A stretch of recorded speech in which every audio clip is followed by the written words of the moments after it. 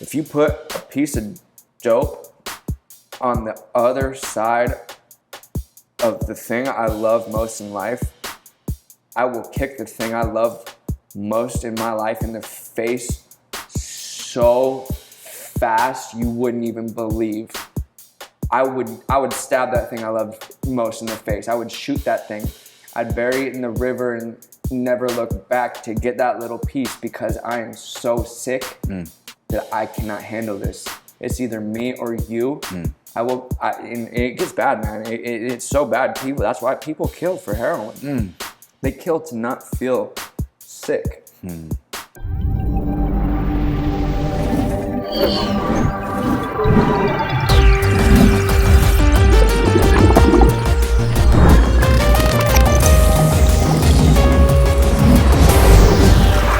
Exploring the human journey.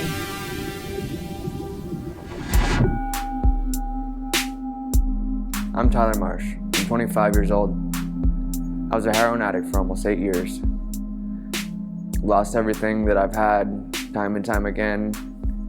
It's been a hard journey. It's been a sad journey. It's been a lonely journey. But it's led me to where I am, and I couldn't be here without having gone through that journey. It's hard to watch somebody in addiction because I understand it so well. Some days you're in the most pain you could ever be in. Other days you've never felt better. But the whole time, you're not really happy. And I understand that, and I've had to see that in so many people. The first time I ever had somebody die in my arms, I felt numb. I didn't know what to feel. I didn't know how to react. I couldn't process in my brain that the body that was in front of me was no longer alive. It took me till about 3 hours later that night, when I was sitting at home in my room alone, to when I broke down and cried. And ever since then, I've never been the same. I've experienced hopelessness in my life. And when I say hopelessness, I mean a bleak, utterly dark, black future. One you can't even see minutes past because all you're looking at is your last high or the end of a razor. Maybe it's the barrel of a gun. Addiction takes everything from you. One of the nicknames for heroin is black. Well, it's because it darkens everything in your life. A lot of people choose a hard path or the life of addiction because at first it gives them a sense of relief, gives them a sense of control. Maybe their whole life they've been bullied or beat up on or outcast, and they've hurt and they've always felt pain, and now they have these drugs and these friends doing their drugs. They get to feel like they're a part of something. They get to feel the high of the drug, which causes relief. And so they stay in that paradigm and they're stuck because it's the only thing they've ever known that truly showed them a little bit of love, even though it showed them even more pain. What I really want is to help raise consciousness in my peers and in my generation so that we can learn to overcome these difficulties together.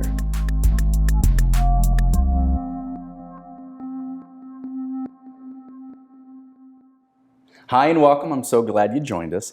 Today my special guest is Tyler Marsh, my firstborn son. Tyler, welcome to the show. Well, it's nice to finally be on. Well, you've been the subject of discussion in the past. We had a family member that had addiction. Well, I thought maybe we'd have an opportunity to talk about the family member. Let's talk. So, you got to be raised by me. Man, are you the luckiest kid ever. Oh boy. So tell me, what was it like being raised by David Marsh? What was it like being raised by David Marsh? What it was like being raised by David Marsh was church. Yes. Every Sunday and Wednesday. And it doesn't matter if we're in Mexico or Canada or New York or Florida. It doesn't matter if it's a Tuesday, a Friday, or a Wednesday. If there's church service, hey guys, we're going to church. You got to please the Lord. The Lord wants you to be in church. Yeah. I grew up with God always having his eyes on me. Yeah, and that's comforting, right? Oh, so, can't even take a leak. Because he's always watching. Always watching. Yeah, so then it's not comforting. It's not at all. Ugh, that's just, the idea that somebody's always watching everything you do and judging you for it, Judging, yeah.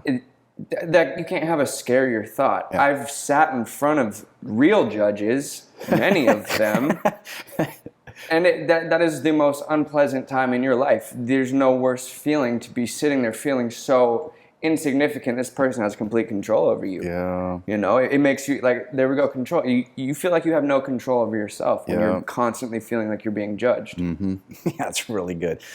So you've got a physical judge that determines whether you go to jail, you do time or service or whatever, a fine or whatever. But then what about the cosmic judge, the ultimate reality? It's heaven or hell. Tell me about your perspective. Growing up, you learn about Adam and Eve, and then you learn that God had angels, and one of them tried to overthrow him, thought he was too good, and so he got cast down to earth or hell, wherever, and now he's Satan. And if God doesn't approve of you or your actions, then Satan gets to torture you in fire and brimstone forever. Yeah. You know, Super fun. I'm looking forward to that. Yeah, that's a great alternative. Well, how do you get out of that paradigm? What do you have to do? What do you have to do? Oh, shoot. Well, for me, it was a little bit more drastic than some people. No, what I'm asking is, to keep from going to hell, what do you have to do? Well, to keep from going to hell, shoot. You can't have sex till you're married. You have to always honor your mother and father. You have to definitely give the church a lot of money. That definitely helps your chances in the heaven department. I've seen it. And, you know, you have to live by these strict, stringent rules. And, you know, some of them are so asinine that it doesn't make sense. Because as far as the Bible goes, you also shouldn't eat shellfish. Are you wearing two different threads, two different types of material? Well, that's a sin. Oh, we're going to get Levitical now, are we? You know, well, that's a sin right there. You know, and it just... So that was your perspective, is you had to be good to get to heaven? You have to be good to get to heaven. You have to be this ideal Christian person to get there. But all of the people that I saw weren't that. Mm-hmm. It's interesting. My perspective was all you had to do is ask Jesus to come in your heart, and then you automatically got to go to heaven. Huh. Yeah. No, you know, they told me that was part of it. I got baptized in water and the Holy Spirit, and I did all that. But as far as I was concerned, if I accepted him into my life, but I wasn't a good enough person. Okay, so you had to accept him in your heart, then you had to live by the code, or then you still might be in danger of going to hell. That was my perception. Isn't that interesting? Yeah. Huh, well, I guess I didn't get enough Sunday I didn't get a free ticket. It wasn't like, whoop, slate's clean forever. Yeah. You can do no wrong. Yeah. Now it's like, all right, well, you're in the club. If you don't maintain, you get kicked out of the club. Mm-hmm. Well, but I was a Christian, and I tried, but I did one bad thing. Yeah. I hit somebody with my car and they died. Oh, now I get to burn in hell. So how much sin is just enough sin to still get into heaven, but not, like, can you go to rated R movies? Right. Where's the line? Can you kiss a girl? What if you touch her boob? You know, is that heaven or hell? Right. I mean, where do you go? What if you masturbate? What if you just masturbate a little bit? As long as it's not over your neighbor's wife. Oh, God, that's awesome. So your religious narrative, interesting. It's interesting, your religious narrative, because I was told that as long as I gave mental assent and said, "Dear Jesus, come into my heart," whew, it's good. But then I had to try to live a life that wasn't full of sin, thus the code. And I had the narrative that if I did sin, all I got to do is say, "Dear Jesus, forgive me my sins," and I was clean again. Huh. See, yeah, no. My ideals were the supply chain gets cut as soon as you mess up. You know? And so then if you do mess up and there's no chance of getting back to the good side, who cares? Why even bother? Well, no. That's why you have to always pray and repent. You got to be in constant. You have to, because you do the bad things, but if you don't wipe it, away clean enough, that's when you start getting in trouble. So that's why you got to give the church your money. Oh, yeah. And then you got to get forgiveness. Okay, because if you don't, yeah. So you're working with that shame and that guilt. Like walking on eggshells. Yep. Shame and guilt and fear. How did that make you feel on the inside? couldn't be more terrified. You know, my church experience was pretty normal up until right around high school, early high school, when I started smoking marijuana. Started smoking also some of my church friends too. So dad, mom were inside, helping get people saved for Jesus, and you were out in the church parking lot smoking joints. Yeah. So Wow. a lot of those times I had been at a rave the night before, and I come hungover with an hour of sleep, hungover on ecstasy, trying to smoke weed in the parking lot to kill the massive headache I had. You know, just anything I could do to get through another worship service. Yeah. And I'm up there playing the piano for Jesus. Yeah. And yep, you were always on the stage. Yeah. Every time I had to look up at the worship team, Dave's up there. There he is. Yeah. There he is, all my life. Yeah. And see, it's interesting, your perspective is different. Even though I gave you a narrative, my perspective was that I needed to earn the ability to still be good. So I was a good boy, and I didn't want to fail my pastor. I didn't want to fail my mom. I didn't want to fail my dad. I didn't want to fail my spouse. I didn't want to fail my family. Definitely did not want to fail God. And so I would do everything within my power. I made sure I tithed regularly. I made sure that I played the music and worshiped the Lord. Lord, I'm worshiping you. And creating an environment with whatever giftings I had, if it was music or helping in the church, doing church plays or whatever that is. So I was earning it through working in the church. As where you were just well, there's this big code of things I have to do. Mm-hmm. Well, working in the church, I did plenty of that stuff too. All kinds of stuff, internships, that was weird. You paid hundreds of dollars for me to be an intern. I know. They said, Tyler, be an intern and then your parents can pay us. Oh, okay. Then I worked for 8 hours a day after we prayed for an hour. Yeah. So they got a great deal on your labor. So give me some of the emotional context. When you're in high school, you're starting to figure this out. You're like, wait a minute, is this paradigm right, wrong? Is there really, conscious eternal torment? And yet your dad was still in that system. So give me your perspective on that. Well, yeah, dude. So okay, now I'm in high school, and I had already been living in Phoenix for a couple of years. After moving here from a small town in Washington, which was much different. But my middle school years, they weren't super crazy. I got in a few fights, started messing around. And I'm not gonna say my criminal career necessarily started, but your burgeoning criminal career. My burgeoning criminal career. I'm not gonna say that's when I became evil or anything, but I was trying to sneak around, and I was trying to get away with more things than I probably could have, but I chose to start hanging out with people who weren't of the same grain that I was accustomed to. Yeah. And to me that was thrilling. It was like, oh, I've been around all these goody two shoes all the time. These kids, they smoke cigarettes. Ooh. Or they drink beer, wine coolers, whatever. Just something they can sleep at each other's house. What? Oh, they're holding hands and making out now. And then it just starts to get over like that. Well, didn't you see those at school dances? At all the 15 minutes of one school dance I snuck away to before you so heroically swooped me away from. So, to give clarity, I was always taught that school dances is where that's the devil's breeding ground, boys and girls and sex and drugs. There's lots of canoodling at dances. Canoodling. And so I was like, oh, Tyler, those are bad. Because I was told that when I was a kid. So, of course, I must give you the wisdom of dances are bad. So I found out you went to a dance. I'm like, Tyler, you got to get out of the dance. Oh, yeah. You made record time. I only had time to do one worm. Oh, wow. Well, let me just put it this way, many years from when it's been at least a decade. I'm sorry, buddy. I wish you could have gotten to the full dance. Could have gone to the one full dance. No, it's all right, man.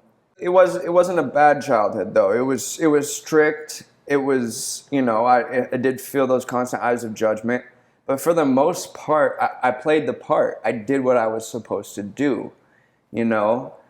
I was pretty easily persuaded to do negative things by certain people. The earliest crime that I can remember committing was definitely in Washington, and I had Wait, what's the statute of limitations on this? oh, 7 years. Okay, No, it's okay. all good. No, but I was like 8 or like 9 or 10 years old, and I was just a really young kid. But we figured out that in the public pool locker room, there's no lockers, and people would just leave their pants in there with their wallets. Oh my God. So we were just going through people's wallets and not necessarily clearing them out, but if there was like 320s in there, I'm snaking at least one, and then we'd walk down to Baskin Robbins and buy like 7 quarts of ice cream and just walk around eating our bellies fill in ice cream so that we didn't have any money on us at the end of the day, so you could never find me with a $50 or $100 bill in my pocket. Where'd you get the money? Why do you have so much money on you? I don't know. So we just ate a lot of ice cream, and we were kind of stringent about it. But that's the first time I remember getting that adrenaline rush from being sneaky. So you're an ice cream burglar. Yeah, just trying to get my ice cream on. Huh? You never told me that. I'm gonna give you a whooping when this episode's over. I had not ever told you that one. I thought that would be a good story. Oh my God. That you had not heard. So, growing up in the small town of Washington, what happened when you did something wrong? How were you punished? Oh, well, definitely wasn't a belt. It was a solid wooden stake post from a construction site. Most likely. So you were given spankings, weren't you? Spankings. Yeah. Yeah. And tell me about that experience. Yeah. Oh, and also the degree of how bad the spanking got, depending on how many layers you had to wear over your buttocks. So, So now, for all my vegan friends that are freaking out right now by giving punishment to their children with the spankings, I no longer believe that I should not be spanking children. I agree. The consciousness at the time I was given was that my ass was beat when I was a kid. David did something wrong, wham, wham, wham. And so I just thought that was normal. And I went to a church where the pastor said, and there's a verse in the Bible that says, spare not the rod for the child. And then when he gets older, he'll be glad that he got spanked when he's a kid. So we just thought it was the Lord's will to spank. I literally was taught it's God's will to give you a spanking. You didn't remember the rule of thumb. Which is? Well, the rule of thumb was you can't beat the crap out of your wife with anything wider than the width of your thumb. Oh my God. You could use any stick smaller than the width of your thumb. Oh my God. You can just whip your wife with it. So it's the rule of thumb. That is horrible. The views expressed on this show are not necessarily endorsed by the host. Not mine. I didn't make that one up. So to that point, you had corporal punishment. Oh yeah, absolutely. No. I administered. I grew up. Growing up in the first grade that you had put me into a private Christian school, they were allowed to spank us in the office. Yeah. You gave them permission to spank us. Yeah. I never got a spanking, but another child in your family did. Yeah. Yes. That was an unfortunate incident. Yeah. So the religious narrative we were given was that you have to discipline your children. Mm-hmm. You have to do it with spankings. Yeah. And we were taught not to beat your kids, but to spank them. It was strict. Mm-hmm. Very, very strict, just as the Bible always was. Yep. Because we wanted to teach you that if you did something bad, you'd get punished for it, because there's punishment. That's the thing that messed up my head, is you get punished. Oh. So we had to teach you're going to get punished. According to the Bible, a spanking's the least of your worries in hell. It's better to be given a spanking as a child and correct your ways than to burn in conscious eternal torment forever. Got to fix the problem. Just beat it out of it. Yeah. So from that narrative, that mindset, I felt I was doing you a favor by giving you a spanking. And I was told I'm never supposed to enjoy it, but buddy, there was times I enjoyed beating your ass. Dude, I was a little a-hole as a kid, man. I deserved it. I probably grew up in the last generation that probably should have gotten it, Yeah, but, you were the oldest, and in our family, we were blended with another family that lived literally in the house behind us, and we were all best friends. There was a bunch of stuff you guys got into. Yeah. Oh yeah. Yeah. All right, now here's what I'm interested in. So we get to Phoenix, you go through middle school, you start to find some friends that are kind of exciting, you're doing some things that are like, getting away with some stuff. So middle school, I'm starting to build a reputation, and then I get switch schools. Then I get a bad reputation, get a lot of fights, switch schools back to the other school for another half a semester. Then I honestly dated all the girls in my grade. So I decided to pull a maneuver and switch school districts. Oh my God. So now I'm the new kid once again. I get to reinvent myself for high school. Who do I want to be this year? Yeah. Okay, well, let's play it cool. So I did. And high school started off pretty well. Now, you were a wrestler, too. I was an accomplished wrestler. I was an accomplished wrestler already. You'd gone at to that nationals stage. Yep. as a 12-year-old kid. Yeah, 12-year-old, 12, 13, whatever. Yeah, you were like that. really good, too. I'd started right around that 5-year-old age and started wrestling year-round, training up for nationals. I was in 3 clubs per day. I would go to my school practice, hit our town's practice and the next town's practice, and then sometimes gymnastics. Remember that? Remember how busy I was with the gymnastics? Yeah. Yeah, and I was just practice, gymnastics. Yeah. And in the next town over, man, I remember the coach. He loved me, but his son hated me because his son, little Joey, I would always beat him just barely. I was just a little bit better than him, and his dad always he would whip his behind over our wrestling matches, man. And he could never get one over on me. Oh, man. So you're in high school, and somebody is like, hey, try weed. What happens? I said no to weed so many times. I was a drinker. I was an established drinker by the time I got into high school. Remember? Oh my God, I don't know about this. Why are you telling me this? Oh yeah, that's what we're doing here. That's what this interview's for. You're exploring my, spiritual journey. Yeah, my human journey. Exploring the human journey. Well, in middle school, I had started drinking with one of your buddies. Oh my God. Oh, I know who you're talking about. You know exactly who I'm talking about. We're going to have a talk. We're going to have a talk. We're going to have a talk about that one. No, he was casually stashing bottles with like an insane amount of bottles of tequila and whiskey and vodka and Everclear. Oh, I'll tell you a story. Ugh. But no, I don't want to hear it. He pulls out all these bottles from my closet one day. I'm in there playing like some Grand Theft Auto or some Call of Duty or something like that, and he goes, "Hey, check." He's like digging around my closet. I'm like, "What are you doing, man?" And he goes, "Just shh." And he starts pulling out 1 bottle, 2 bottle, 3 bottle, empty. I'm like, why are these in my closet? I've never seen these. They're like stashed way behind my dresser and all this stuff. And he's pulling out mixer and soda and just like, he's got the whole bar behind my thing.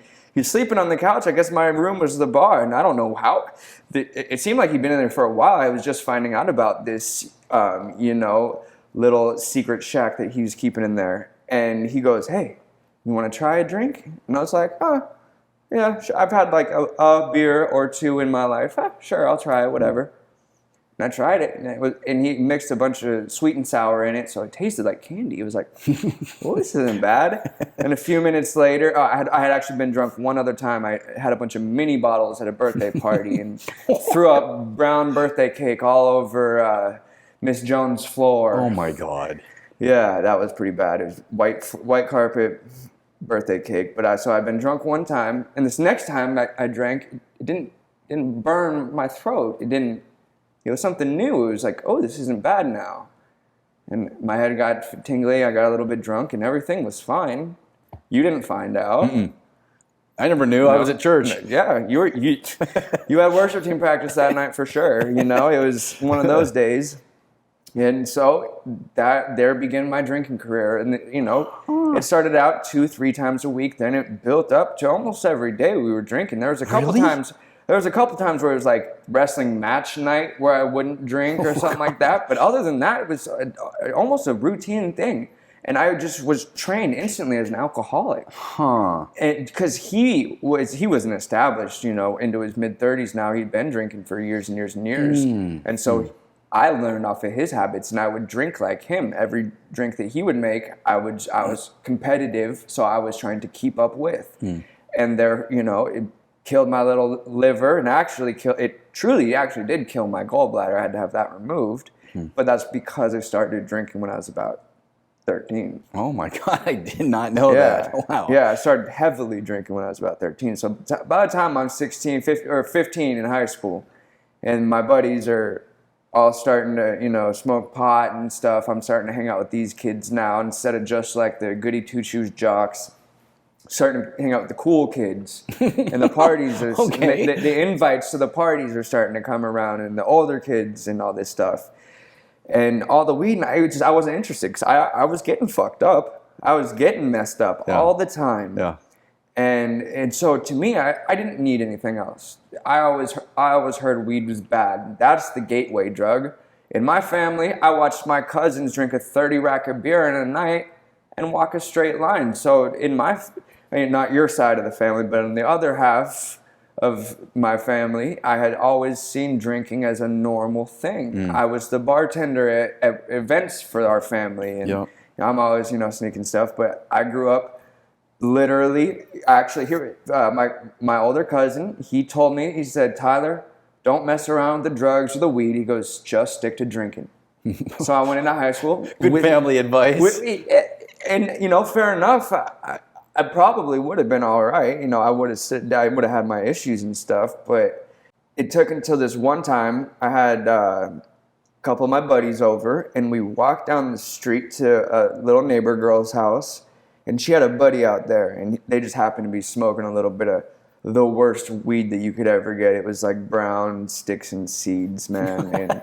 And they're like, "Hey, you want to buy," like we call it Reggie for regular, or so we called it Reggie. And so you want the Reggie? And we're like, "Yeah, man, let's get a little nick, a little $5 sack. You get 1.5 grams of Reggie." I'm going to need a glossary for this. Right? Yeah, the street terms. And so I'm learning all this stuff. I'm like, "Oh, a nick? Oh, a Reggie? What?"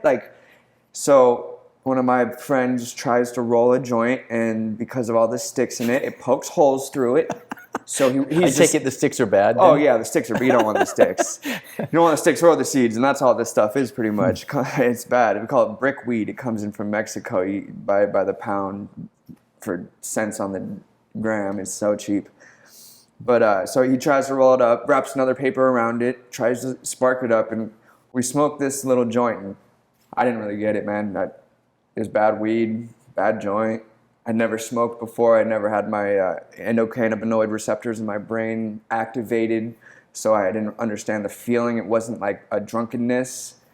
It was much different, and so I didn't quite understand it. So I still abstained after that for a while longer, until coincidentally, my old drinking buddy, he had an apartment that was very, very dirty. Very, very dirty, to say the least. Yeah, he got a pet, and he never let the pet out ever. Did not. Pet didn't see too much grass in its life. Saw a lot of carpet. But he was out of town, and he called me and said, "I will pay you money to clean my house." No problem. 4 or 5 buddies who I am currently with, "Would you guys like to go clean this place with me?" Sure, let's get clown pile into your car. So we get there and we're hanging out. One buddy pulls out a little baggie of some weed, and I'm like, "Oh, you guys go smoke outside. I don't really care." And all my buddies were weed dealers at this time. I was the chauffeur. And then one of my other buddies, out of his pants, pulls out a bomb. It just been chilling in his pants. And he sets it down on the table. They fill it up with some water. It's like a cartoon. Yeah, it was literally like he pulled it out. "Where are you keeping this?" He's walking around like a pirate. Yeah, he just all wide-legged, trying to, But so he pulls it out. They pull it out, and 3 of my buddies put their hands on my shoulders and said, "Tyler, you're gonna smoke weed today." Oh my God. And I said, "The fuck I am. You guys are crazy. Let me up." So my best friend says, "Tyler, if you don't hit that bong, we're going to start punching you in the face. Oh my God, this is your best friend. My best friend. He says, we're going to start punching you in the face. I called his bluff. I said, fuck you. That's what I said. And, yeah, right there. And he hit you? He hit me in the face. What? He did it under peer pressure. It wasn't his idea, but he was the one who was the crazy one at the time. Which was the role I later took over, but Okay. yeah, no, but no. Supplanted So I get punched in the face till I hit the bong, and it was some good weed this time. It was some good dank green flower, not nuggy stemmy stuff, and I sat there, man, and I just kind of remember trying to sweep a little bit, and then I remember giving up. And then I remember us driving around, but I remember being too high to drive. So somebody else had to drive. So a lot of my stuff was like, it's like a montage of like side views from like a passenger seat. Just like random things happen at just one like small view. And then somehow I ended up at home and I didn't get caught. Oh. And nothing bad happened. I didn't overdose. My friends didn't overdose. We didn't wreck the car. I didn't get shot. I didn't get stabbed. I didn't get arrested. So no negative consequences, so it must be okay? So now I don't have to drink this nasty tasting liquor. I can take one puff that'll make me cough for a second, and then I get that instead of having to drink all night. Oh, game changer, man. I didn't leave the drinking because I'd already built a reputation as a drinker, but now I'm a smoker. All right, cool.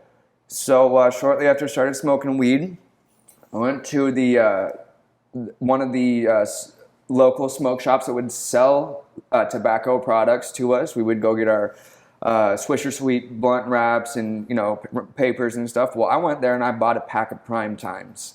Prime time. Prime Times. What are Prime Times? I don't know this stuff. No. No, I'm saying a lot of people wouldn't know what a Prime Time was. A Prime Time is it's a mini cigarillo. Oh. It has a little filter on it, a little brown tip, and then a filter, and the filter has this powder coating on it that's like candy flavor, like watermelon candy or apple candy. So it's these little apple flavored cigars that have the thickest filter in it ever. So you're really not getting that much smoke. It's not killing you too bad. But it tastes like candy. And so what I started doing is I'd go get a pack of those and a couple, Swisher Sweets, and I'd go to these high school, I'd sneak out of the house and make up all these excuses. Half the time I was going to church that I was going to parties. You know how many times? A lot of the times I was going to church just high as heck. Wow. A lot of the times I was going to CCV and I was doing that stuff, but sometimes, many times, Patrick and I would have to come home and tell you guys a church lesson that we created. What? Yeah, I remember going, oh, you went to church. Well, what'd you learn tonight, Tyler? Oh, most of that was off the fly. Oh, Meg. We were good. We would just riff off each other. And we would just look up some verses on the way home, try and write them down on our fucking hand, and and then just give you some story of what happened that night, and try not and get caught with my eyes because I just threw in Visine 10 minutes before in the you're car. Smooth, dude. Because I had no idea. Yeah, you were ignorant to it because that's not the culture you was growing up. Because I didn't grow in. up with that. And I was the good boy. And so I pulled one over on your eyes for so long. It wasn't until you had started a job at a certain company and you had some drug tests lying around and just for fun wanted to see if it would work on me. I worked with a guy that did medical testing and he had to do drug testing. I'm like, hey, Tyler, pee in this cup, and your eyes are big as saucers going, oh no. Sure enough, you tested positive for a whole bunch of stuff. And I'm like, what? No, that wasn't the first time. The first time it was just weed. And that day you unenrolled me from my regular high school. And I was from here on forward. The original rule was I wasn't allowed to hang out in my room during the day. Mom had to be able to see me at all times. Well, you'd go in your room and do stuff. All right, well, let me give presents. So Mom and I are in your room while you're gone at school. We're like, hey, we know he's been smoking this marijuana stuff. And so we go in and we find a little baggie, and it was like, I think it was in a light socket you had pulled out, or some stereo intercom system in this old house. We pulled it out, and you had a little stash back there. And we're like, oh, it's like a secret cubby hole. And then we found, and there was this green leafy stuff, and I'm like, I don't know. What do you think it's marijuana? She's like, I don't know. I've never seen it. I go, me neither. We didn't know anything about it. And then we figured out it had to be marijuana. Oh, and we cried, and we called the assistant pastor to come over and pray with us to help our son who's being deceived by the devil because he's smoking marijuana. And this is the impact that it had on me in that religious context. Oh, no. I might as well have pointed a gun at your face instead of, a little joint. Yeah. Because to me, it was the worst thing you could ever do. It was the worst thing I could have done. So here I am, and I'm now homeschooled. I'm on restriction. Oh, all I wanted to do is rebel, man. But right around this time, in 2010, there was a big craze starting called K2. What is K2? K2 is a synthetic marijuana, also known as spice. Okay. And I could buy it at these smoke shops that I was buying my cigarettes at. My prime times and my swishers and stuff. So after a couple months, I finally got enough trust in my little sister in the car. I get to go get my first bag of K2. And I get a little, they're nose hair burner pipes, just this little $2.99. It'll break if you pinch it too hard. Just got one of these little things, and I got my little stuff, and I loaded a bowl, and I hit it. Not as bad of a cough as the first time I'd ever smoked. It was different than marijuana, but it did the trick. Did the trick, man. And I was golden, because every week when you would drug test me, came up clean. So now I'm smoking this stuff, this K2 or spice, and Well, I have a memory of you finding you doing spice and being in your room, and you were uncontrollably shaking, and I thought you were being possessed by the devil. I was having a seizure. Yeah. My You're devil having a possession, I was seizure. having a seizure. I was essentially dying in front of you. And you did not realize it. Yeah. And I'm freaking out. I remember saying, Tyler, you don't want to go to hell. You got to quit doing this, because I was afraid that you were going to go to conscious eternal torment. I do not remember this. Yeah. The next thing I remember was snapping out of it and being for half brain dead. Mm-hmm. And not being able to speak very well. Yep. Because it was this new stuff that I had got at the time. This was later on in my spice addiction. I had already went back to smoking weed and partying and stuff, and then actually at that time I was already a heroin addict. So you had already tried heroin when you were doing spice? I was deep. Yeah, I was well, deep. Give me that context. No. I had started doing spice in high school. Those were the K2 days. And then this stuff called Head Rush came out. And then I started smoking this Head Rush, and it was like 5X, then 10X, 25, and then it got up to 50X. And I got the 50X, man. Of course. I wanted to try the 50X, and for a while it was all right. Yeah, because you were Marsh and bigger, stronger. Yeah. Oh, dude. Well, I would outsmoke any one of my friends because we'd have competitions. We were teenage boys, and instead of out in the street playing basketball, like being competitive, we were in the garage smoking weed, so we were being competitive. Jeez. We could have been out in the backyard in the swimming pool, so you could hold their breath the longest, but instead we were seeing who could hold their hit the longest in the garage. And so those are the games we would play. Machismo. Yeah, it was who can take the strongest, that, or how can we mess with them and make them take the biggest hit, and then watch them die laughing. And then we're playing jokes, and it's fun and games. It's all just, we make games and it's fun. We play certain ones called baseball, and what you do is you take the hit, and then as you pass it around, you hold it till it gets back to you. And if you blow it out, you get 3 strikes, and if you get those 3 strikes, you don't get to hit the blunt anymore. stuff like that. We were playing all these games. Super fun game. Yeah, it's incentive. And it gets you there, man. The oxygen deprivation really cranks it up a whole nother level. So at some point, I'm realizing as a dad that you have an addiction problem and your behavior is different and you're just checked out. And I go out and I check the screen in your bedroom and there's a little hole in it. And I go out and go, what is that? Tell me about the little hole in the corner of your bedroom. And tell me about hearing people at 2 a.m. and voices outside my house. The few times you ran out with a baseball bat, you were going to my drive-through drugstore. You had a drive-through drugstore. My drive-through drugstore. We lived on the corner house, and so we had a street in front of our house and the street on the side of the house. And my window was the first one. And despite there being a giant cholla cactus in front of my window, there was a little tiny footpath that you could get up close enough to it. And I initially didn't put the hole in the window, but I had to make it a little bit bigger to fit a gram through. So I wasn't allowed outside, man, and I was under these strict regulations and guidelines and stringencies. And at this point, this is later on in high school. This is a little bit after I started the K2 because I was in the Primavera right then. And then I convinced you guys to put me in that Intelli school because my girlfriend been going there. Yep. And so we took you out of the regular high school because you were in with the wrong crowd. And we figured, we were going to give you the best thing, so we're going to help you.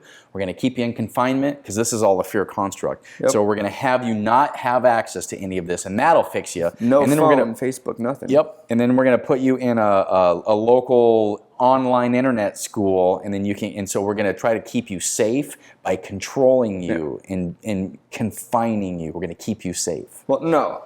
I verbal judo, you guys. I did my word ninjutsu, and I said that I wanted to stay in online school, but I needed to be around peers, otherwise I was going to get weird. And I needed social connection. Yeah. That's where I went with it. Yeah. And I presented and I sold it to you guys. And I got to go to school with my girlfriend because she went to school and it was convenient, it was close, and I still got to graduate early. Yep.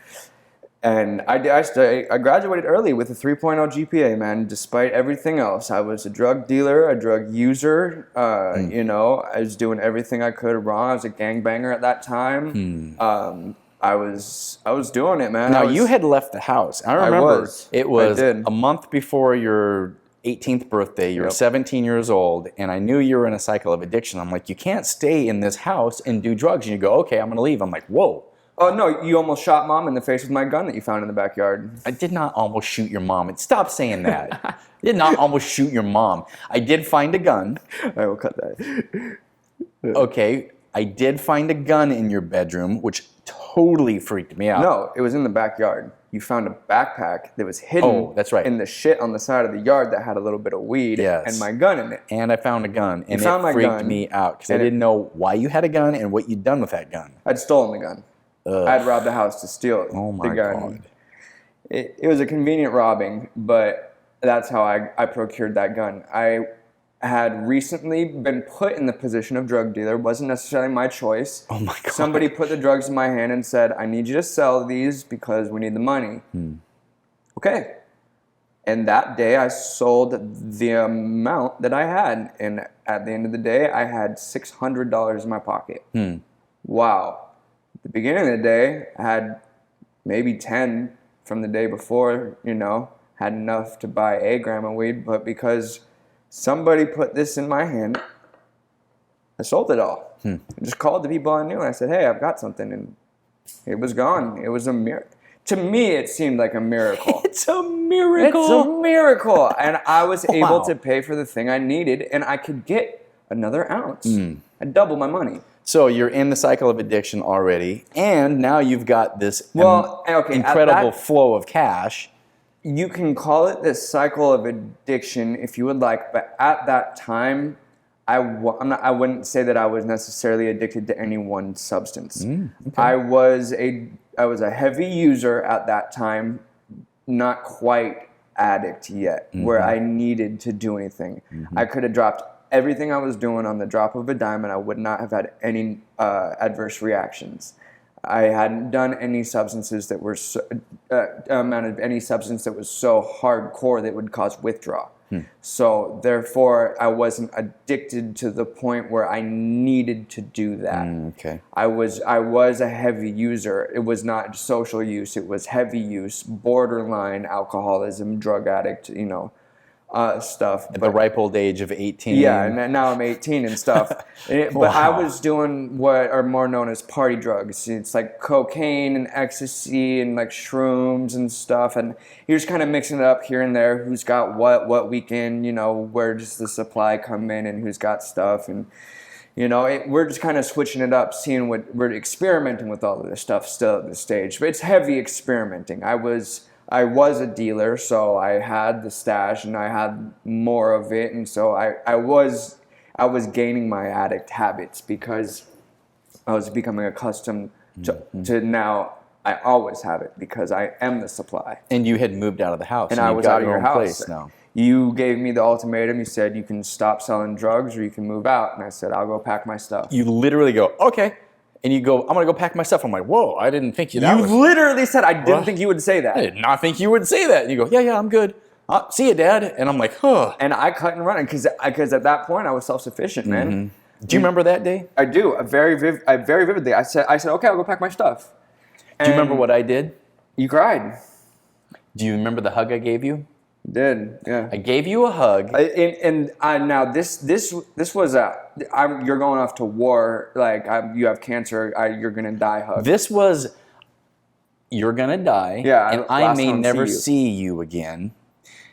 I'm getting a little emotional.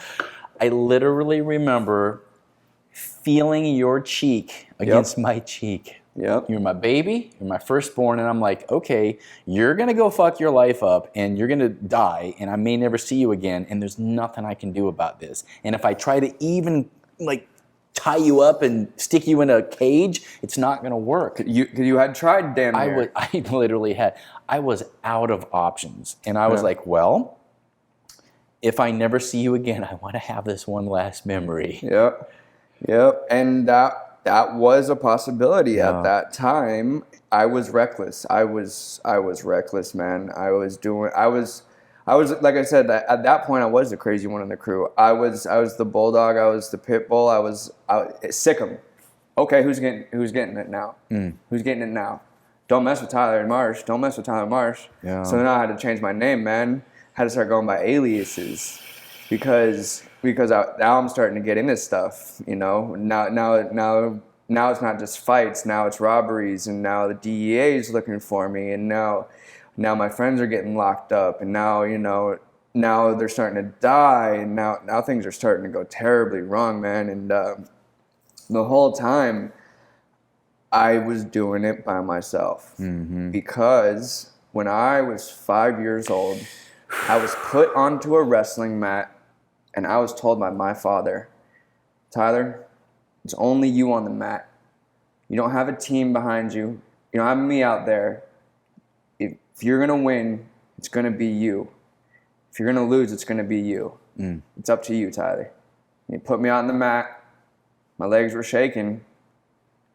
And from then on, I had to win. Yeah. And I had to win. Yeah. Thank you for giving presence to that, because we come into this incarnation in this human life, and we are given core wounds by the people that love us the most, our parents. I have these core wounds. I did not know until recently, you've shared that story with me, you had a core wound that there's no one else that's going to help me. I got to do it all on my own. And I didn't even know that. I'm like, all right, buddy, it's just you and him. Now I wish I had the very first thing, I wish it would have been basketball. Okay, buddy, you've got a team of people. Here's football. You got a team of people. You're not on your own. Remember, you've got these other people. We're playing soccer today, buddy. You got other people on your team. You don't have to be alone. Had I imprinted that on you, what would your journey have been like? But no, I'm like, oh, my boy, he's going to be tougher like me. Yeah, he's going to be a wrestler. 5 years old, they put you on the mat. Little skinny guy, a little red hair. All right, buddy, you're on your own now. It's just you. Get out there and do it. And here, I'm thinking I'm encouraging you, and really, I'm scarring you for the rest of your life. I didn't view it as that. I never really had thought of it as a traumatic event. It truly is. Once you look at it, but for me, that was just a life lesson. It's you were alone. That was just fact. Yeah. I didn't have, because for many years after that, it was only me. It was dependent upon myself to get that medal around my neck, or in my opinion, to win your approval. Because if I wasn't winning wrestling matches, because that was the number one sport that I had saw that you had showed interest of me playing, and so those medals around my neck equated to my father's love. I get love if I win. So if I'm on that podium, I don't care about those other eyes. So, does my dad see? Yeah. My dad see? Wow. That's a mind job, man. Yeah. And I'm just thinking, that's my boy. I'm proud of him. Right? We're both going to end up crying this episode. This is good. This is good. Well, dude, it's real. Yeah. That's the experience. Yeah. So now you're this 20-year-old, 21-year-old kid. So, yeah, man. You're being tough. You're on your own. Yeah. The world's against you. Fuck everybody. I got to do it on my own. I got to show them I'm a badass. Are you still trying to win the approval of someone? Yes. I still had a gang that had my back that I needed to still put on for. Yeah. And put on is put in work. I had to still represent for myself and them. I still had a large group of friends that we still took care of each other at this point. Still that early before I turned 21 stage, and I'm out living on my own.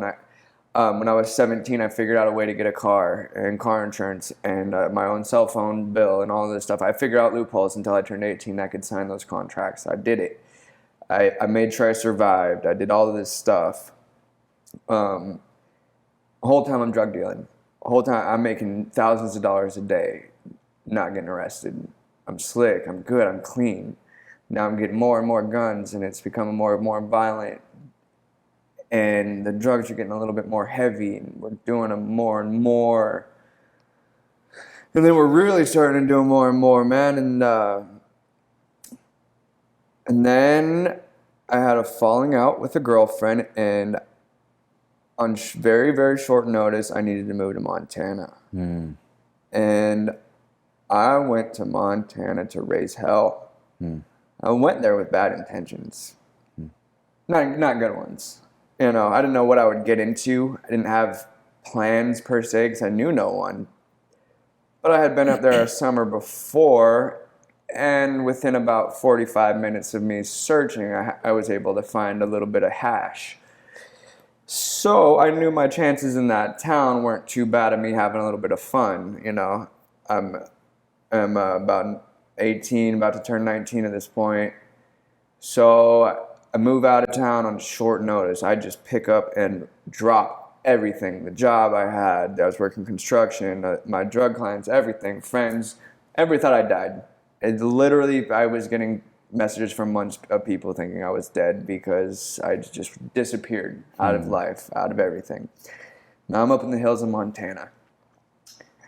And took a week of almost pure sobriety, the first true week I'd had since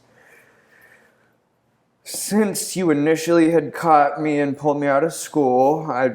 Early on, and that was probably the longest other sober stint since I was 13 that I had. Wow. Since I was 13. So now I got a hard week when I'm 18. Until Grandma and Grandpa's closet in the basement had some wine that I'm sure was really, really old. And so one night I got a little wine tipsy. Did that a couple nights, and then I could finally drive there. Woo! My insurance came through on my car, and I could take it out. First thing I did, drive down the street. And I'm just looking. Who looks sketchy? Who can get me something? And I'm starting to drive up into the other side of town. And I'm driving up real steep hills, real up in the mountains, real steep hills. I'm going up this hill, and this guy's walking, flipping a butterfly knife. And I'm creeping by, and he hollers in the window, and he says, "Hey, you want to buy a knife?" Birch! Are you serious? I just stopped the car instantly, and I looked. I knew this guy. How did I know this guy in a town that I'd never been to? The summer before, I had found a little bit of hash. He was in the trap house. Oh, boy. And I got high with him one time in my life. Of course. I find the only guy in Butte, Montana I've ever been high with. Wow. First thing, the first 15 minutes out of my grandparents' driveway, I'm don't need to buy a knife, I need to buy some weed. Let's go up the hill. We go up the hill, walk into the grossest, what I would equivalent to the human house version of a toilet. Oh, God. And Wow. yeah, there wasn't plywood or dry walls. It was just kind of like punched holes or open wood and electrical, stuff. Wow. The floors were all at about a 45-degree angle. Nothing was straight in the house. The doors wouldn't shut. It was just smelled like cat urine. It was disgusting, but I got my weed and I was happy. Of course. And so he goes, well, hey, I'm headed up to these twins' house right around the way. You want to go to a party tonight? Yes, I do. Yes, I do. Yes, I do. I would love to. Dude, there's nothing more. And I had a little bit of weed in my pocket. So now I had something. These guys would like me because now I have something to throw down. So I meet all these people. And I had a split-second decision. What do I do? What do I call myself? Because the first transaction I make is a drug deal. Let's not use my legal name. Let's go with something different. Not something I've used down here in Phoenix. Let's go with Phoenix. Phoenix. That could be a real name, but it's also where I'm from. Phoenix from Phoenix. That's so easy. So I was Phoenix. People loved it. They loved it, man. Wow. So I became popular very, very fast. Yeah, I bet. And I also got into fights very, very fast because boy. I was from a big city. And I was kissing everybody's girlfriend. And, I was having lots of fun, but it was also very dangerous. Very, very dangerous time. And then one day I stumbled into meth. Oh, geez. This is where the addiction starts.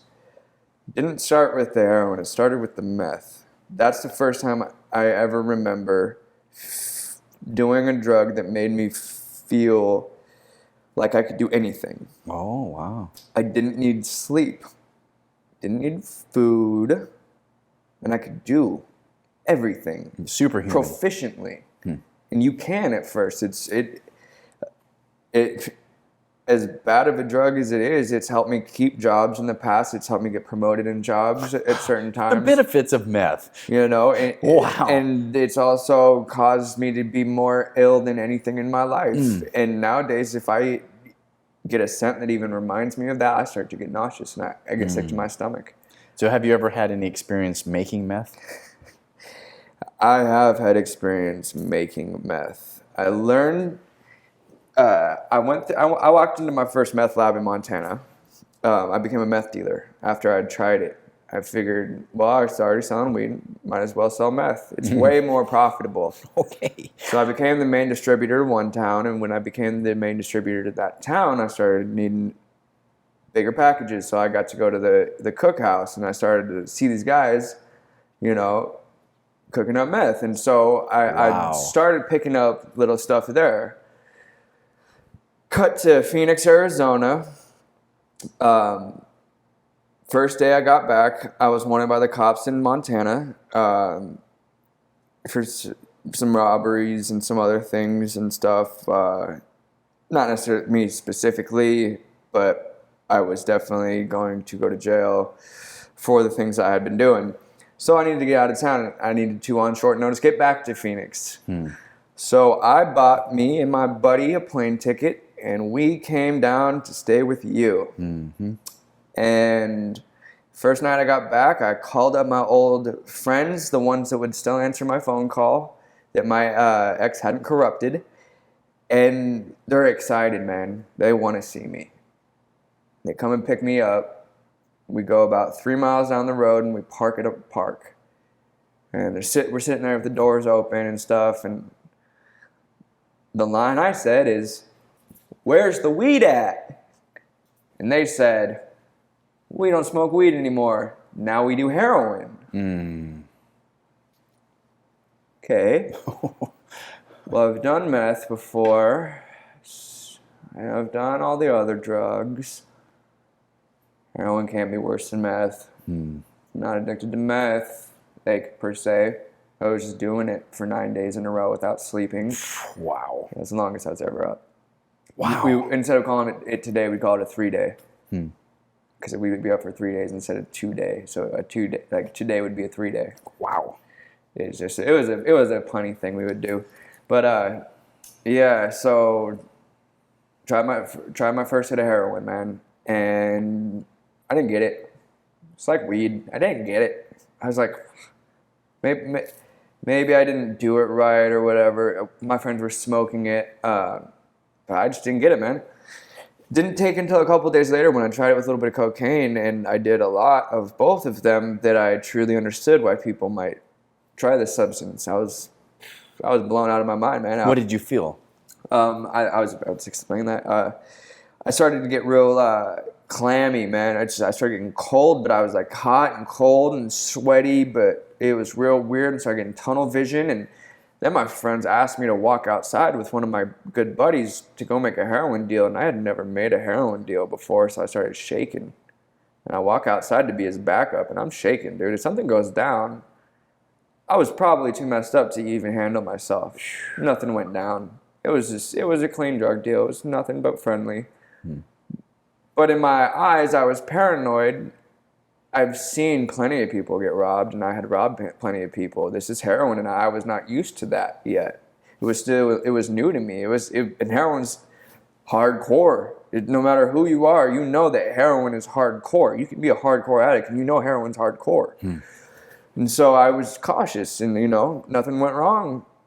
And nothing went wrong once again. Ah, boy.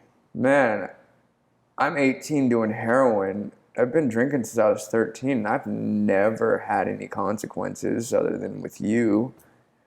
I've never had any consequences. Might as well just keep doing heroin with these guys because they like me, and I need to be liked by people.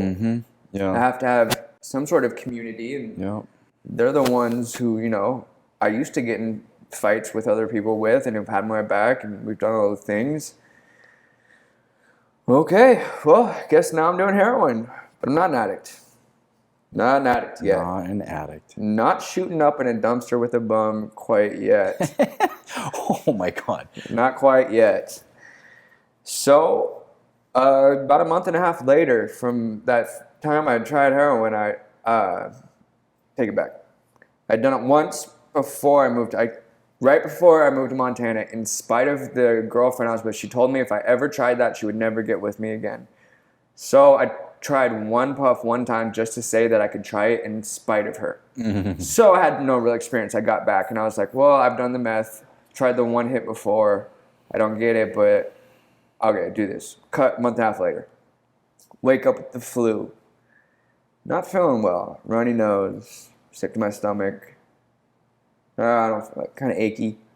Nothing too bad. Nothing out of the not out of the ordinary. Of like sometimes you just wake up kind of with a cold.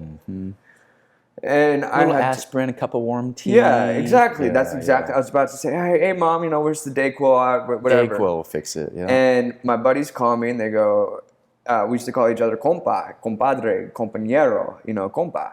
Hey, compa, what's up? Nothing much, man, dude. I'm feeling kind of sick today, bro. I think I'm just gonna stay home. I think I got the flu. And I just heard two just the funniest laughs, just ha ha ha. They're just cracking up. Bro, you're dope sick. We're coming by right now. We got it. We'll get you well. Well, I'm not a heroin addict, guys. I've never felt withdrawals before. I'm not dope sick. You're crazy. Well, we'll be there. No, don't come over. I'm sick. I don't feel well. Don't come over. We'll be there. Hey guys, we're outside your house. Don't feel good. Leave me alone. We get in the car, reluctantly grab the tray, like, fine. Oh, snap, I feel better. Oh no.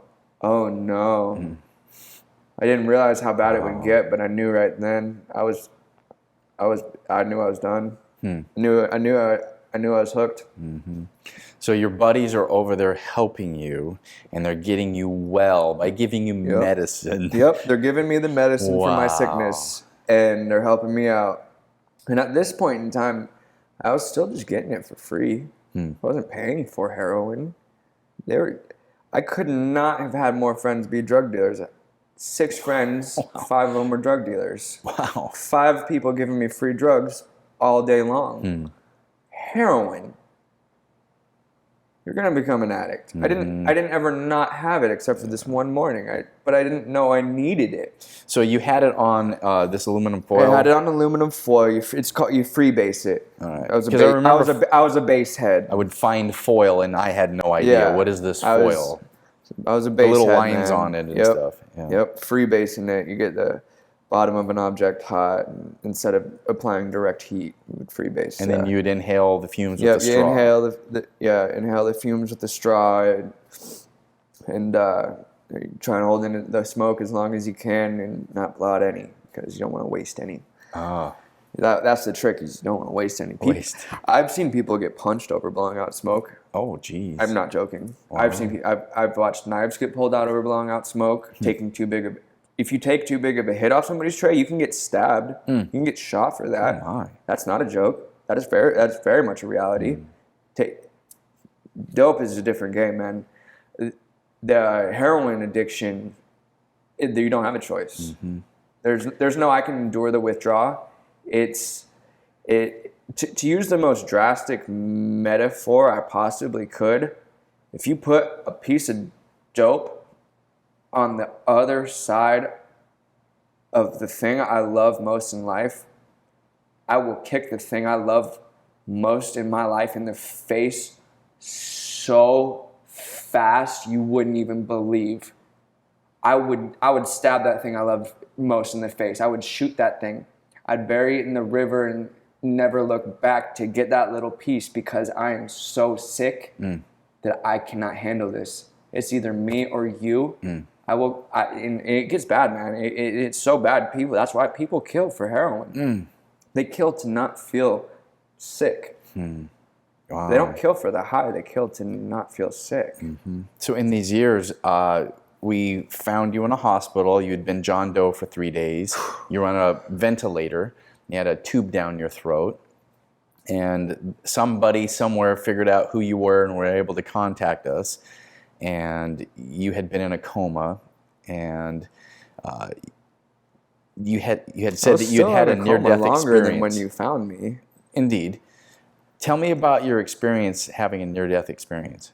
I was hanging out with this girl at the time, staying in this little apartment, and I had a prescription of Seroquel and another prescription to counteract the side effects that I get from the Seroquel.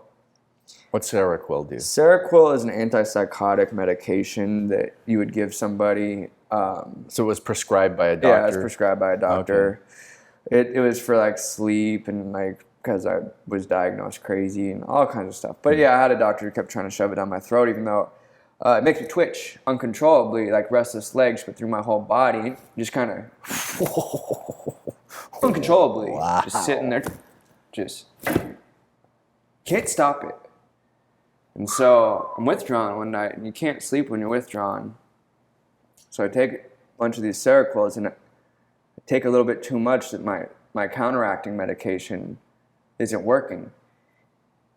And withdrawals make you twitch the same uncontrollable twitch. They make me do that.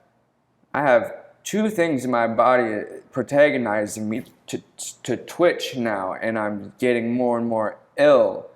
So I drink half a bottle of vodka, 4,000 milligrams of Seroquel, 10 milligrams of this medication that lowers your heart rate, and I'm blacked out. I called 911, suicidal. Don't remember the phone call. I remember a knock on the door. I was in my underwear. Girlfriend was sleeping there. Guy whose apartment it was in there. and I'm in my underwear, and cops come to the door and they're like, can you step outside? Sure. Well, I only remember this because my adrenaline started going. You see cops, your adrenaline starts going. And I'm in a blackout. So I get outside, and I remember the cops wouldn't let me go inside to get my phone or to get on any clothes. They thought I was going to grab a knife or a gun, or I don't know, who knows? I don't know. But the paramedics finally got there, and I was twitching and stuff, like uncontrollably still, and I couldn't stop it. And so they made an assumption that I was high on meth, and I was not. At this point, I hated doing meth. It started making me sick when I started doing speedballs. I started getting really ill, and then I just can't handle meth anymore. What's a speedball? A speedball is when you mix meth and heroin, or meth and coke, or heroin and cocaine, upper and a downer. It's called a speedball. A true speedball is technically heroin, cocaine, and a tiny bit of ecstasy, and you shoot it up. Wow. Yeah, but then most people know a speedball as cocaine and heroin, and then technically a goofball is meth and heroin for terminology and stuff. But so I'm in the back of an ambulance, and I'm strapped down, of course, because that's how you ride an ambulance, but I'm twitching. And the next thing I know, I'm unable to give them information, but I'm getting this giant needle shoved into my chest. Oh, boy. And then they pushed it in, and then my eyes opened, and I was in the hospital, right in triage. And then everything went white. Not like in a dream. Like light. Not like white. Like light. Pure energy. And peace. And a knowing that it wasn't my time. Oh. Not a voice in my head, not an audible voice. A conscious, knowing. Like a shared, like a voice in your own voice in your head, but you just kind of know it's not my time. Yeah, I've done ayahuasca. I know what you're talking about. Yeah, it's not your time. Yeah. I just knew it. Well, what God's right? Why is that the only thing I could remember? I don't know. All of them. And then I woke up. And I popped up. And I looked over at you and Mom. And you just looked at me like I was a zombie. And I was like, why is there stuff coming out of my nose, mouth, and urethra? And why am I strapped down by all of these things? What happened last night? What do you mean, buddy? What happened last night? Why am I here? Tyler, you've been in a coma for like a week. Couldn't process that. I could not. And you could have told me anything at that point in time, and I couldn't process that it had been a week. You could say, I was like, he's lying, it has not been a week. I just was awake last night. It's no amount of time has passed. Of course, I was in a coma. And so I really had to pee. And they said, well, you have a catheter in. Why don't you try that? That didn't work. I started pushing it out. So I said, let me stand up and go to the bathroom. And the doctor said, you can't. Your muscles are atrophied. And I looked at the doctor, dead in his eyes, and I said, I ain't no bitch. That's what I said to the doctor. I said, I ain't no bitch. Move. Fine. You think your legs can work? Stand up. You can't walk to the bathroom, but I'll let you stand up here in a little urinal. Okay, doc, I'll compromise there with you. So I, Mr. Confidence and Tough Guy, I sure enough went and tried to get off the bed. And I scooted myself around, and I put my legs down on the ground, trying to stand. And I did. I stood. Might have been standing like Bambi, fresh out the womb. My legs couldn't have shook anymore, but I stood. And I looked at the doctor and I said, I told you I could do it. I told you I could do it. Yeah. And I did. I wasn't going to let a doctor tell me I couldn't stand, that my muscles wouldn't work. I knew right there. Hey, maybe they don't work. Maybe they do. But I ain't a bitch, and I'm going to show you that I can do it. Because despite all else, you know, I'm not weak. Yeah. I'm not weak. I had to be strong. So you're still on that wrestling mat, and you're all by So yourself. And for now I'm fighting a coma. Yeah. To me, if I can stand, I beat that coma. Wow. Coma doesn't beat me. Now, fast forward, there was a time, beginning of 2017, and I was in my room, and you were in the room next to us, because during this time, you've been in rehab, you've been out of rehab, you've been in rehab. Now I'm on the road to recovery. Psych evals, you've been recovered, you've been better, you've had a job, and then you're back in the spiral of addiction. So we're like, well, let's try this again. And so you're in the bedroom next door, and I hear, and I'm like, oh no, I immediately think you're fighting for your life and you can barely breathe. So I go over and check your door. Very good call. Door's locked. And I'm like, oh no. And I bang on the door with my flat hand and I go, bam, bam, Tyler, Tyler. And I listen and there's no sound. And then I get mad because now I'm gonna have to break the door down and I know I'm gonna have to fix it. But as a dad, you do what you gotta do. Boom, shoulder into the door. There's you on your bed. And your head is backward, your eyes are rolled in the back of your head, and you are purple. Yeah. And you were not breathing. I was not breathing, and I didn't have the capacity to breathe very well. I later found out. You were dying, and I freaked out. So I gave you rescue breaths to try to get oxygen. Meanwhile, 911 had been called, and the paramedics showed up, and they gave you a shot of Narcan. So what you're describing is a typical overdose. Yeah. And I didn't know about Narcan at the time. You did not. That wasn't my first overdose. I know, but that was the one that impacted me I know. I'm personally. saying that wasn't my first overdose. You know, I had overdosed many times before, about 4 or 5 other times. Oh, so you're really well experienced at this point. I'm like a cockroach. It's hard to get rid of me, man. My God. So this is about my 5th overdose. I was, you know, as much as an addict lies about his sobriety in life, I actually was clean before that day. Not clean for a while, for a super amount of time, but I was working construction. I had just started doing low voltage electrical stuff. It was probably like my first gig, and my first gig I was given a lot of responsibility. I was just running the job site. Me and a coworker who had no experience running a job site. We both barely knew low voltage stuff, but we did it. We did the job right. But I had developed pneumonia. I was unaware of, and so I was weak and I was very, very ill, and I was coughing up blood and I couldn't breathe well, and it's just it was bad. And an old drug dealer that I knew also was working on the job site, and he gave me some heroin. And heroin is the same thing as morphine or oxycodone or hydrocodone or Vicodin or whatever. It's just a painkiller in a specific context, you know, outside of it just being a drug, but also it's an opiate. And so I needed relief for pain, and I needed to work to earn money. And so even though I was clean,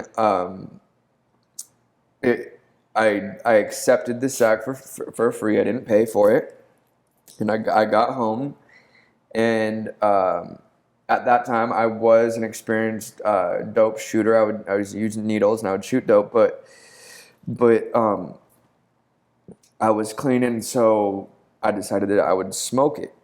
And this was 2017, early 2017, and right around then, it was about 2 years ago, they started putting fentanyl in all of the heroin, and it being widely produced with fentanyl in it. What's fentanyl do? And fentanyl is 50 to 100 times stronger than morphine. Oh, wow. And then heroin, It like a grain of rice of like fentanyl is enough to kill like 3 dudes, like full grown men. A grain of rice. And so now they're lacing heroin with fentanyl. With fentanyl. Wow. Yeah, and the fentanyl is actually what put me out. It put me into respiratory suppression, and with the pneumonia, I was essentially drowning in myself. It's what you actually walked into me. I was overdosing, but I was also drowning in my own lungs. Is what the doctor told me. When I got to the hospital after they Narcaned me and I woke up, they tested me and I showed that I had positive for pneumonia. Yeah. Now, to give presence to that, I gave you rescue breaths, mouth to mouth. After that, I got really ill with a respiratory illness. So thanks a lot for that. Saved your life, and then I got sick. yeah, that's about what would happen. All right, for the sake of time, give presence to moving forward. You're into 2018, you're into 2019. No more are you looking at aluminum foil with lines and smoking it. Now you're looking at injection. And walk me through that journey that you've worked through with the physicality of your body. Oh, man, okay. Well, let me tell you about how I started injecting heroin. 2000. We're gonna cut back. We gotta rewind a little bit. Late 2014. I'm homeless. I'm strung out. It's 3 a.m. I'm looking around the apartment that I was in for the night, my friend's mother's place. So I was at this lady's house and I was looking around and I was like, I don't really want to steal her stuff. I also don't have a way to get money. It's 3 a.m. No drug dealers are up. I just want to kill myself. I was suicidal. So I did the only thing I knew to do at the time. I had heard of this place in town. It's a detox center called Community Bridges. And that is a good local resource for addicts. And not in my preference now, but at the time, that's all I'd ever heard. So I went there, and it was gross, man. But I got health insurance from it. I got food stamps from it, and it put me on a path of recovery. I go through a couple programs, and then I get into this thing called an IOP, an intensive outpatient program. And it was this building that I had to go to for 8 hours a day. They would feed me breakfast and lunch, and then I'd sit through classes for 4 hours and 4 hours.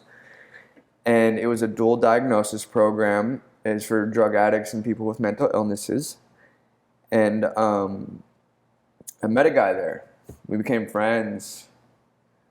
I was on a pill called Suboxone at the time to keep me off of the drug and stuff, and he was too.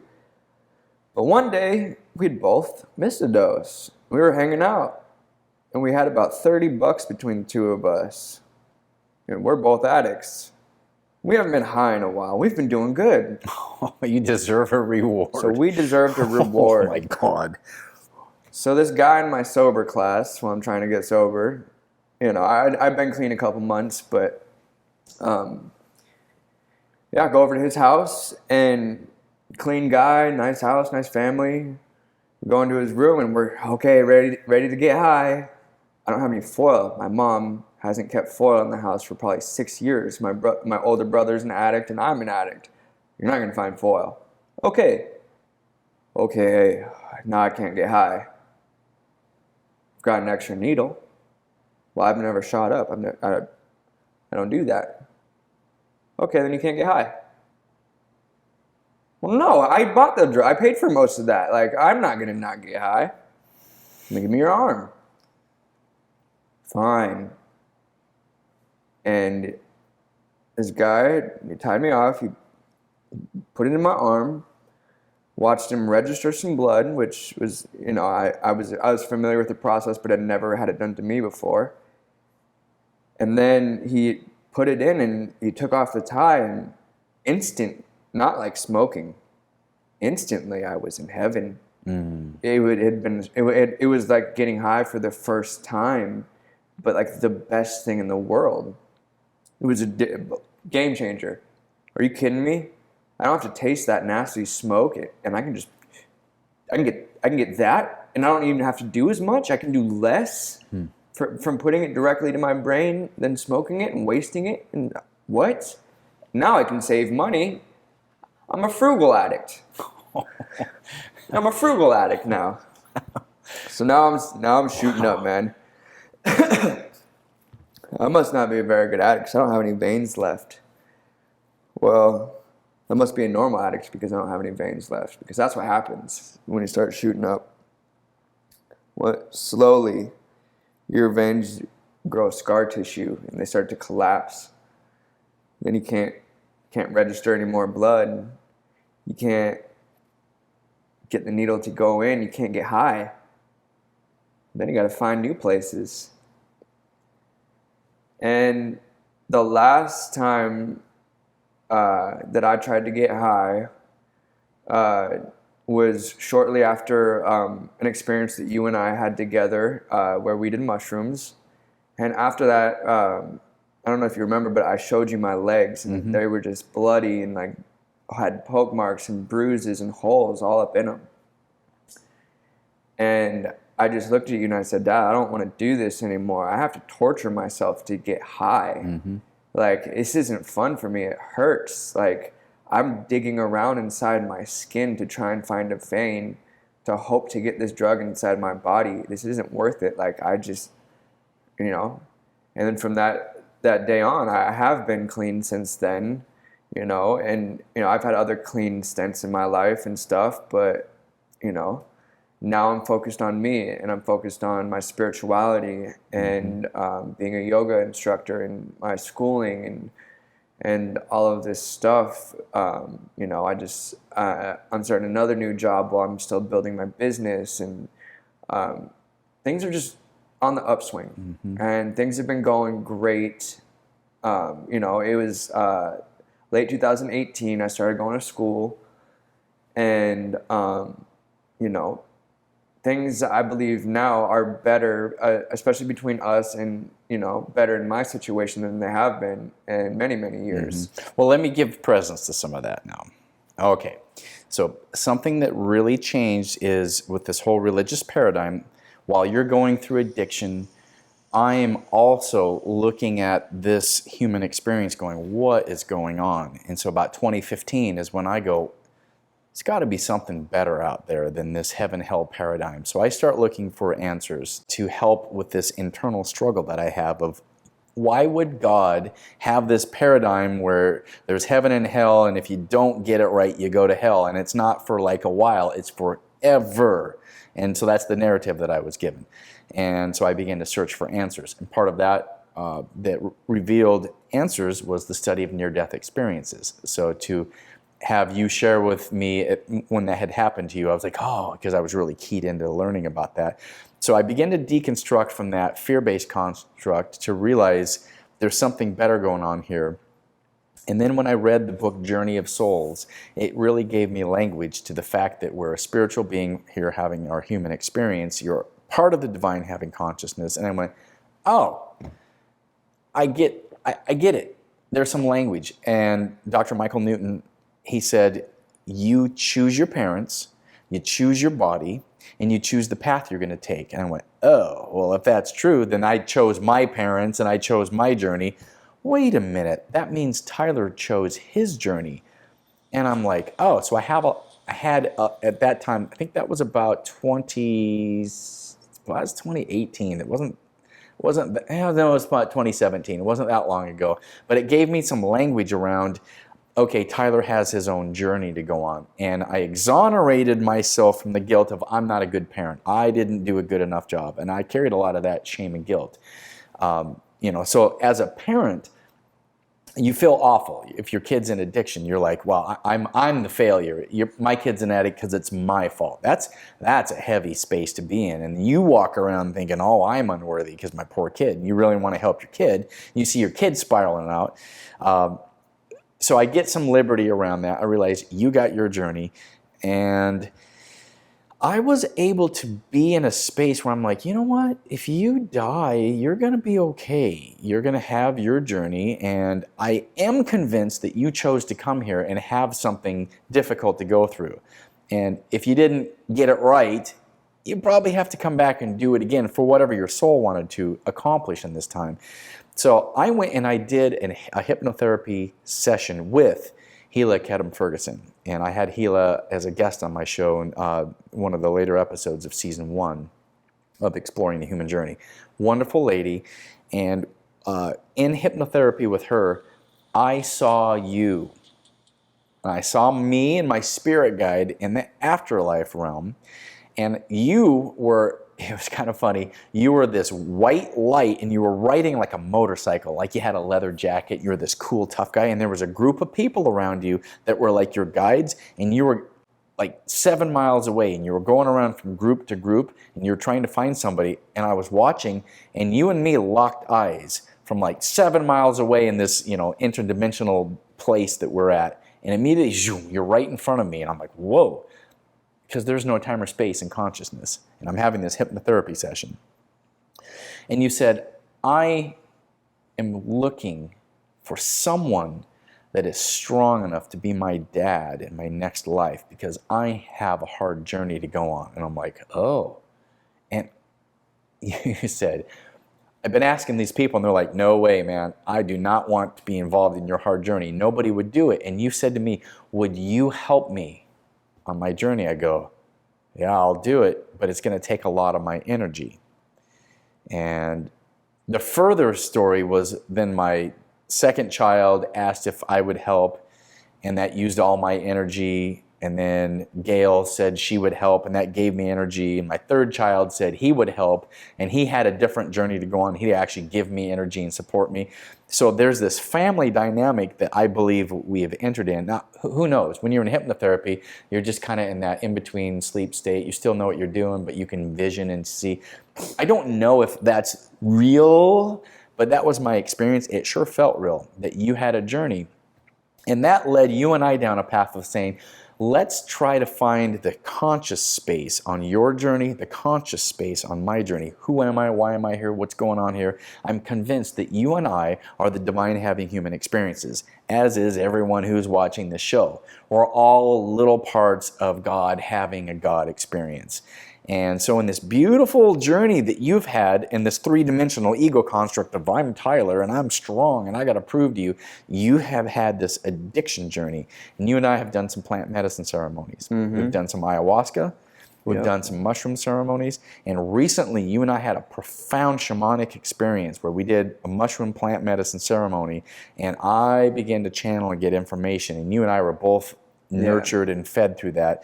And at that point you said, Dad, I'm going to take up my mantle of being responsible in this life. And I've chose not to. And I've been like, well, I'm going to take up, my mantle of laying down. I need to be in control of everything. So these were like parallel journeys that we were on. Mm-hmm. I was like, I'm trying to control everything and I need to let that go. And you've already mastered that. You're like, there's nothing you can control. I'm like, well, I'm really good at responsibility. I can help you there. And you're like, well, I'm good at letting go. And so now I saw in the shamanic experience where we were mirrors. And who knows? Maybe there's been other lifetimes. Maybe you've been my teacher. And I said, well, maybe this time around, I know I'll be your dad. I don't know how it all works together because got the amnesia from wherever I was before I came here. Yeah. But I do know that we had a profound shamanic healing between us. Yeah. And that's not that long ago. We're kind of still in this new dynamic where I'm like, I'm trying to let go of control, whether it's in, relationship or abundance or, overall joy. I'm trusting the universe that it's going to meet my need rather than trying to control everything. And likewise, I see the little steps you're taking to pick up a responsibility here and a responsibility here so you can help other people. And I want to give you honor and acknowledge the work that you're doing.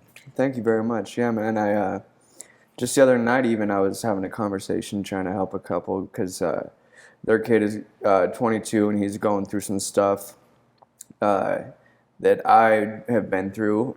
And, but he's got an ankle bracelet on and all this stuff. And so his mom's just like, he's lost, he's gone, he's 22, he's a drug addict. He's just gonna die. He'll never ever get to turn it around. I'm like, well, he's only 22. There's plenty of time for him to turn around. Even if he's 45, there's time for him to turn it around. Yeah. You know, when I first started going into rehabs, I was always the youngest guy in there. I was always the youngest guy. And I'd have these guys 35, 45, 55, 28, whatever. I'm 18, 19, 20, 21, 22, whatever. And they're all like, oh, man, either you're really good, either you're a really smart and good addict for trying to get help this soon, or you're a really bad addict for trying to get help this soon. And they go, quit it now so you don't have to suffer for as long as we did. Oh, my God, yeah. And that impacted me, man, to have these guys who are my future. Yeah. This is going to be me if I don't knock it off. They don't have teeth. They don't have homes. They don't have families. They don't have kids that they can see. They don't have anything to go to. So what is it within you that makes you, what's the desire? What's your motivation? I mean, you've been through a long period of addiction, and you don't just switch it around and go, oh, I'm no longer like this. And I know, because my addiction is I'm trying to control everything, and so I get it. I'm just fucking let go and just let it happen. Let the universe support you. So I get it. My addiction isn't a chemical substance, but it's still an addiction of this ego construct of like, I've got to do this and if I do this, then everything will be good and I'll feel safe. How do you deal with your chemical substance addiction? Meditation, yoga, being a part of community, sharing in love with others. A lot of people think that, oh, my son's a drug addict. I better just cut him off. There's no helping him. It's so unproductive. If you give an addict nothing to lose, they're just going to go off the deep end.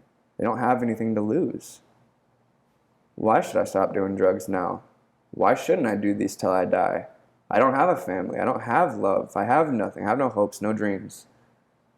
The only thing that comforts me is this drug, but when I don't have it, I want to die. When I do have it, I want to die. It's a constant cycle. And so I want to teach people in life how to show others empathy and love and change their mind and opinion about, the predispositions and beliefs that they have towards drug addicts. As well as I want to help drug addicts get out of the cycle of addiction and change their life around through yoga, meditation, spirituality, through all of these different modalities that I'm, gaining and learning and studying and all this stuff. What's one of the things from yoga teacher training that you've been able to apply to your life? Man. Because I know I had the joy of going through the same yoga teacher training, like the cycle before you. So I knew what you were going through because I had just done it. And for me, it was just a wonderful personal development. Shout out to Casey Miller and Southwest Institute of Healing Arts. Coach, you're awesome. And it was a really good program. Yeah. What I got out of it, I had some amazing perspective. I also got a new community, a new support system, a new home. I was reading one of our textbooks, and not just one of our textbooks, but a very famous book. It's the Yoga Sutras by Patanjali. But I was reading the version written by Satchidananda, and in it, he has this amazing little quote story, and he says, a prisoner and a prison guard are in the same place, for however long every day, and that prisoner views it as a prison, and that guard doesn't view it as his prison, but he still has to be there every day. He still has to be in the same four walls, and the one thinks it's torture and it's torment and it's hell, And the one is happy because that's his livelihood, that's his life, that's his, but it's still the same place. So whether you see a 6 and I see a 9, both of us can be right, both of us can be wrong, but it's a matter of perspective. And I learned how to shift my perspective and take an outside view and to look at things differently than maybe from a victim standpoint or maybe from a predacious standpoint. I started looking at everything and understanding that, there's more to life. That's good. Tyler, I'm proud of you as your dad. I love you. You're doing the work. You're on a spiritual journey now. And whatever happens to you the rest of your life, I want you to know that you're loved and supported no matter what happens. And there's nothing you need to do to earn my love. And it's already there. It's divine. It's within you. And likewise, I do appreciate your support. And I have enjoyed the journey of personal growth that we've both been on, and this karmic journey that we are on, and we are definitely enjoying the ride, the ups and downs. As we close this episode, I would love it if you would give presence to what is that one thing that people that have watched this, they've heard your stories. If you want someone to walk away with one thing, what would that one thing be for you? It's never too late. It's never too late for anything. For happiness, for love, for joy, to turn things around, to better yourself. As long as you don't give up, it's never too late. You just gotta try, and you gotta keep fighting. You gotta keep going. And no matter how hard things seem to get, you just gotta check yourself. If you're alive that day, if all your limbs are functioning, and you have a roof over your head and a little bit of food in your belly and water to drink, and if you have that stuff, are things that bad? Well, and so it is. So it is. Thanks for being on my show, man. Yeah. And to you, thank you. I say, namaste. Namaste. Thanks for joining us here on Exploring the Human Journey. You can find us as a video on YouTube or listen to us as a podcast. You can also join in the conversation by following us on Facebook and Instagram. For more information, go to the website at exploringthehumanjourney.com.